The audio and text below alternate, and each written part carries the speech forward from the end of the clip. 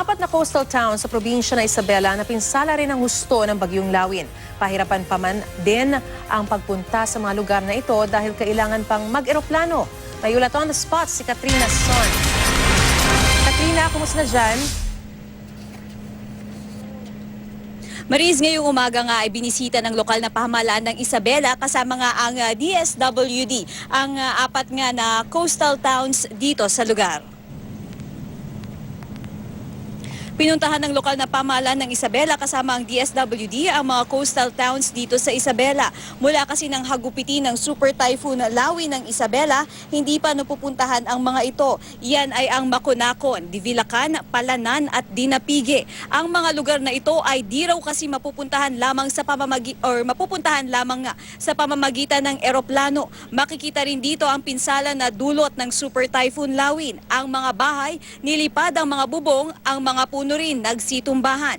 Nakita nila ng ilang mga lugar na binabaha pa tulad ng sa bayan ng Makunakon. Kaya naman nagpapadagdag raw sila sa lugar nga na ito ng mga relief goods. Ang nakikita namin ngayon ay kailangan yung tulong na upang ma-rehab yung mga bahay, tahanan ng mga nasira doon sa area ng coastal town. Siyempre agrikultura, may mga nabaha talaga ng mga pananim doon sa area na yun. At yun ang, saka yung pangkabuhay na ibinigay sa amin ng DA, yung pinaka-port nila ron, naapektuhan. Yun sigurong maganda dito, kung sa usapin ng Isabela, alam na nila kung anong gagawin. So nagkaroon na sila ng preemptive evacuation, naka-preposition na rin yung mga goods natin doon at tulong-tulong na sila. Hindi siya nagkulang pero dadagdagan natin. Ang mas problema ngayon yung rehabilitation. Kasi maraming mga government buildings at schools na may damage.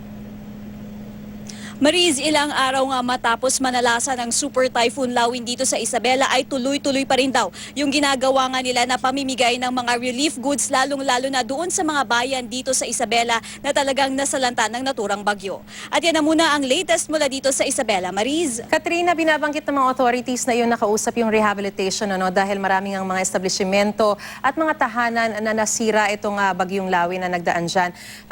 Gaano kabilis itong mangyayaring rehabilitation na ito? Paano nila isasagawa ngayon at saan mananatili muna in the meantime itong mga tao na o mga residente na nawalan ng bahay? Mariz, in terms of yung rehabilitation, hindi raw nila masagot sa atin kung gaano katagal yan ngayon dahil yung mga areas nga or yung mga coastal towns sila, mahirap daw talaga magdala dyan ng mga gagamitin na pang-rehabilitate. Kailangan daw muna ilipad ng eroplano papunta raw doon bago nga nila magamit yan. Pero ipinagmamalaki naman nila na may mga itinayo sila dito mga evacuation centers na talagang may mga hati at malaki talaga ito at talagang pinondohan sa loob ng evacuation centers na yan, Mariz, ay may infirmary na rin, may mga doktor na rin na may kanya-kanyang bed na rin sila. Kaya as of the moment, yung talagang mga wala pang mauuwian at sirang-sira yung mga bahay nila ay pwedeng doon muna manatili. Pero ang iba naman, Mariz, pinipili na makitira na lang muna sa kanilang mga kamag-anak o kaya naman mga kapitbahay. Mariz. Maraming salamat at ingat kayo dyan, Katrina Son.